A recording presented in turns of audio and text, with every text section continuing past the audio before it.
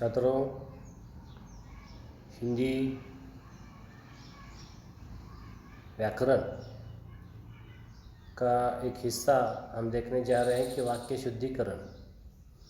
इसमें से विशेषण का गलत प्रयोग किस तरह से किया जाता है और उसे हम किस तरह से सही कर सकते हैं, इसका अध्ययन हम कर रहे हैं। तो हमने इसके 6 उदाहरण देखे कि किस तरह से इसको शुद्ध अशुद्ध किस तरह से यह वाक्य होता है और इसको शुद्ध किस तरह से करते हैं, मतलब व्याकरण दृष्टया यह वाक्य किस तरह से होना चाहिए।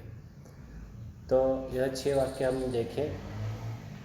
इसके आगे का हिस्सा हम इस वीडियो में देखने जा रहे हैं। देखिए, अब वचन के प्रयोग में होने वाली अशुद्धियाँ। अब हमने पहले तो देखा कि विशेषण का गलत प्रयोग किस तरह से होता है। अब हम देख रहे हैं कि वचन का गलत प्रयोग किस तरह से होता है।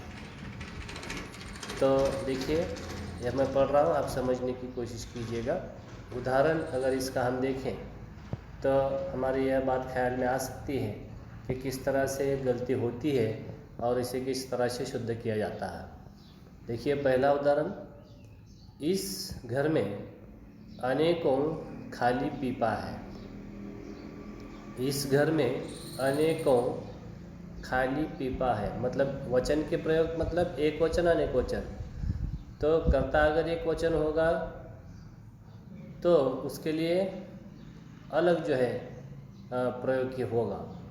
तो देखिए, इस घर में अनेकों खाली पीपा है, तो इसका यह अशुद्ध वाक्य है। यह शुद्ध वाक्य किस तरह से होना चाहिए? देखिए, इस घर में अनेक खाली पीपे हैं। देखिए, अगर हम अनेक शब्द वापर रहे हो, अनेकों, अनेक तो बहुवचन है यह, तो यह अनेक हम पीपों के बारे में कह रहे हैं, पीप के बारे में कह रहे हैं। तो जब अनेक होता है तो यह होते हैं पीपे। हाँ, एक होगा तो पीपा होगा, अनेक होंगे तो पीपे होंगे। तो इसलिए इसमें हमने शुद्ध इस तरह से इसको वाक्य को किया हमने कि इस घर में अनेक खाली पीपे हैं। दूसरा उदाहरण देखिए, पुस्तक का ढेर देखकर माँ दंग रह गई। पुस्तक का ढेर देखकर, अब पुस्तक एक वचनी है, वचन इसका एक है, पुस्तक एक ही होता है। अब जब अनेक पुस्तक होंगे तो अनेक वचनी होगा, बहुवचनी होगा। तो एक पुस्तक का ढेर, ढेर मतलब बहुत सारी किताबें। अब एक मतलब एक पुस्तक बोल रहे हैं फिर ढेर बोल रहे हैं, तो यह क्या है कि अशुद्ध वाक्य है। तो इसको शुद्ध किस तरह से होना चाहिए? इस वाक्य को देखिए, पुस्तकों का ढेर देखकर माँ दंग रह गई। देखिए, पुस्तक का ढेर नहीं, पुस्तकों का ढेर। पुस्तकें अनेक वचन हो गया, बहुवचन हो गया। तो एक पुस्तक का ढेर नहीं हो सकता है, अनेक पुस्तक उसके लिए चाहिए। तो उसके लिए जब एक से ज़्यादा किताबें होंगी, पुस्तकें होंगे, तो उसको हम क्या करेंगे? उसके लिए हम पुस्तकों का ढेर इस तरह का शब्द प्रयोग करेंगे। तो पुस्तक का ढेर देखकर माँ दंग रह गई, यह गलत वाक्य है। तो इसकी जगह क्या चाहिए? पुस्तकों का ढेर देखकर माँ दंग रह गई। तो इस तरह से यह वाक्य होगा।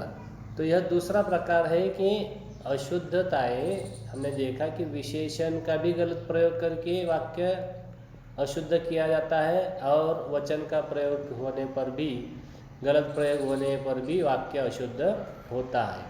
अब तीसरी रचना दोष देखिए कि वाक्य रचना दोष, कि वाक्य की जिस तरह से व्याकरण दृष्टया वाक्य की जिस तरह से रचना होना चाहिए उस तरह से वाक्य की रचना नहीं होती है।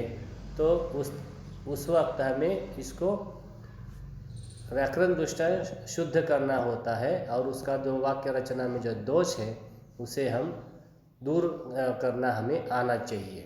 देखिए, वह मुस्कुराया और बोले, आप चिंता न करें।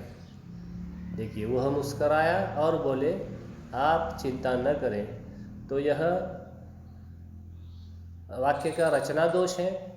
इसको अगर हम ठीक करेंगे, इसको अगर हम इसका शुद्ध करेंगे तो वाक्य इस तरह से होगा, वे मुस्काए और बोले आप चिंता न करें।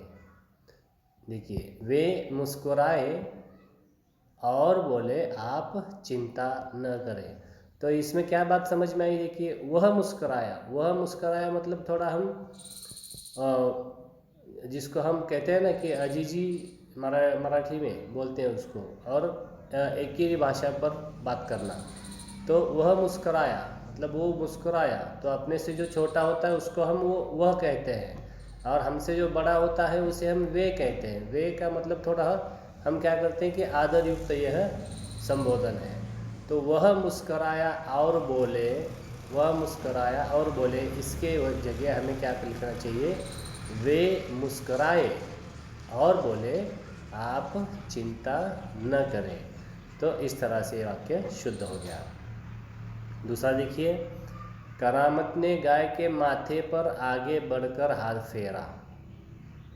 करामत, उत्तर देखिए इसका, करामत ने आगे बढ़कर, देखिए करामत ने गाय के माथे पर आगे बढ़कर हाथ फेरा। तो शब्दों का यहाँ आगे पीछे कर दिया गया है इसको, शब्दों को। तो करामत ने गाय के माथे पर आगे हाथ बढ़कर हाथ फेरा, इसके जगह किस तरह से वाक्य यह चाहिए? करामत ने आगे बढ़कर गाय के माथे पर हाथ फेरा। तो यह वाक्य रचना जो है, शब्द इधर उधर थोड़े से लिए गए हैं, तो यह रचना दोष है, इसे हमें ठीक करना है। देखिए तीसरा वाक्य, मैं अपने टांगों के ओर देखता हूँ।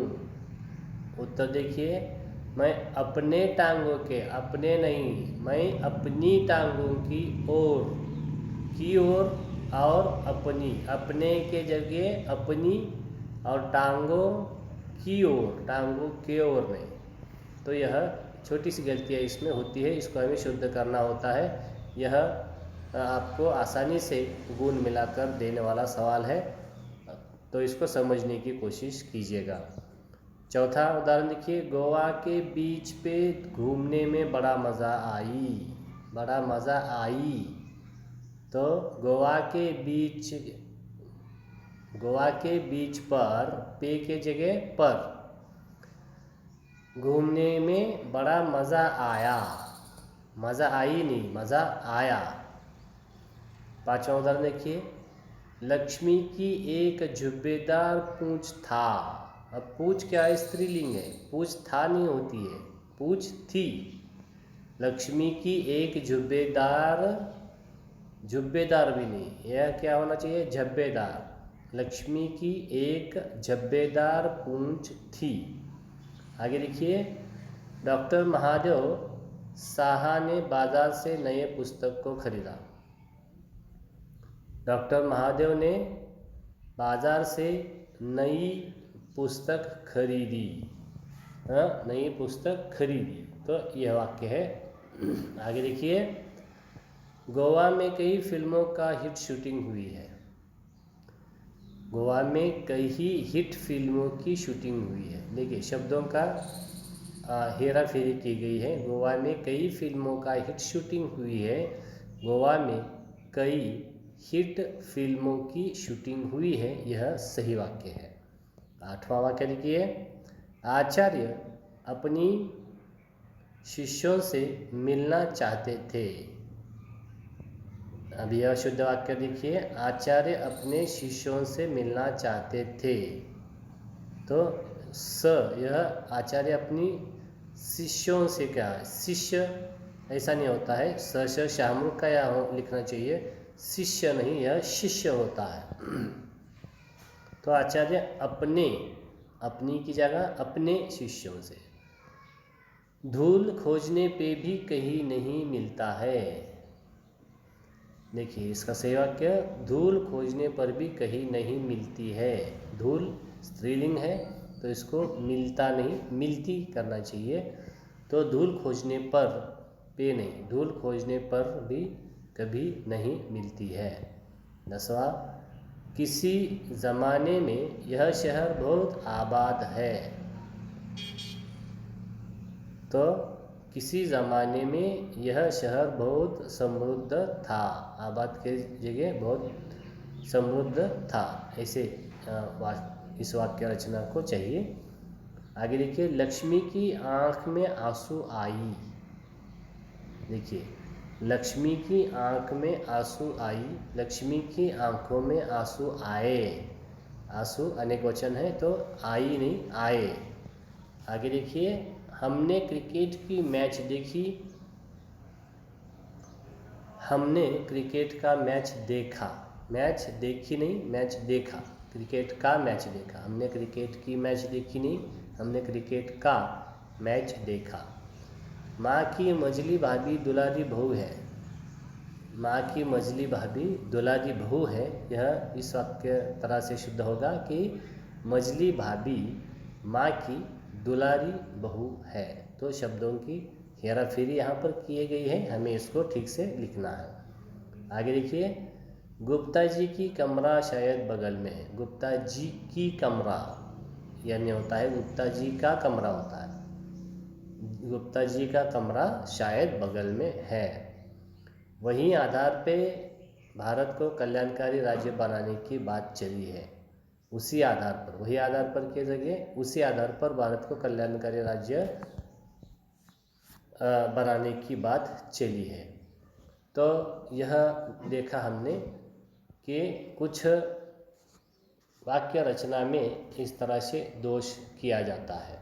तो अब हमने देखा कि किस तरह वाक्य विशेषण में गलत प्रयोग करके वाक्य गलत किया जा सकता है, वचन के प्रयोग में भी अशुद्धियाँ होती है, और वाक्य के हेरा फेरी में, शब्द के हेरा फेरी में भी हम क्या कर सकते हैं कि इसमें अशुद्धता दे करके वाक्य शुद्ध करने के लिए कह सकते हैं। तो यह सब हमने जानकारी हासिल की। तो अब आपके लिए स्वाध्याय यह है कि इस तरह से, अब देखिए यह स्वाध्याय आपके लिए है। ये कुछ वाक्य आपको कृति स्वाध्याय में दिया गया है कि वाक्य शुद्धिकरण कीजिए, अशुद्ध वाक्यों के शुद्ध रूप लिखिए। अब इसको देखिए आप, अशुद्ध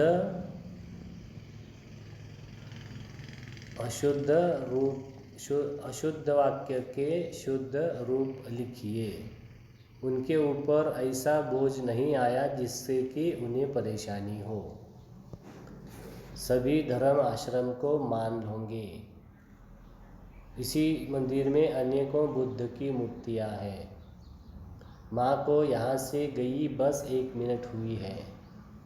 वे असली भारत के सपूत थे। सोमनाथ को आबादी इतिहास में प्रसिद्ध है। सोनाबाई ने एक पल लड़की को घूरी। सिरचन को कोई लड़का बाला नहीं थे। रंगीन फूल की माला बहुत सुंदर लग रही थी। करामत अली ने आँखों में आंसू उतर आई। लेखक गोवा गए, उनके साथ साधु साहेब भी थे। तो यह 11 वाक्य जो है आपको स्वाध्याय पर दिए गए हैं। आपको यह वाक्य छोड़ा करके इसका फ़ोटो निकाल करके अपने 9th ग्रुप पर और 10th ग्रुप पर 9वीं और 10वीं दोनों के लिए यह अभ्यासक्रम महत्वपूर्ण है। दोनों के लिए यह सवाल जो है पूछे जाते हैं। तो यह वाक्य शुद्ध कर तो अब इसमें आपको सोचना है कि विशेषण में गलती है या वचन में गलती है या फिर कुछ वाक्य रचना में भी दोष हो सकता है। तो जो भी दोष हो इसको हमें निकालना है और वाक्य को शुद्ध करके लिखना है। तो यह हमने देखा कि इस तरह से हम वाक्य शुद्ध करते हैं। तो हमने इसका अध्ययन इस वीडियो में किया। तो यह वाक्य शुद्ध करके आप लिख करके फ़ोटो व्हाट्सएप पर डाल दीजिए। तो आज के वीडियो में बस इतना ही। अगले वीडियो में फिर आपसे मुलाकात होगी। धन्यवाद।